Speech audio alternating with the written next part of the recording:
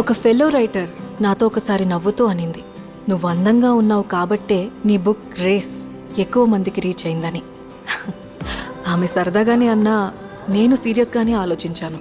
ఎందుకంటే కష్టపడే అమ్మాయిలు పొరపాటున కొంచెం అందంగా ఉన్నా లోకానికి ఆ అందం వెనకున్న కళ, కష్టం, కసి, కన్నీళ్లు కనిపించవు. అంతా ఆ అందం వల్లే వచ్చాయనుకుంటారు. అసలు అందం అంటే ఏంటి? అది రూపమో, రంగో, అలంకారమో కాదు. ఏ ఒక్కరి జడ్జ్మెంటో, అభిప్రాయమో కాదు.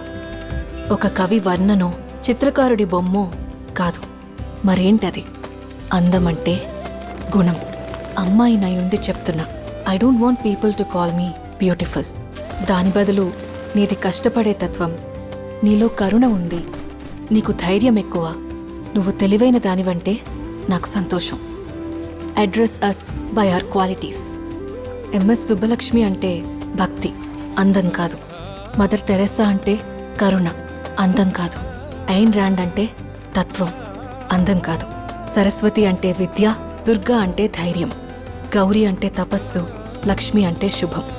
ఇలా ఏ దేవతనైనా ఆమె క్వాలిటీస్ కోసమే పూజిస్తారు, ఆమె అందం కోసం కాదు. నీ గుణాలే నీ సంతకమవుతాయి, నీ అందం కాదు.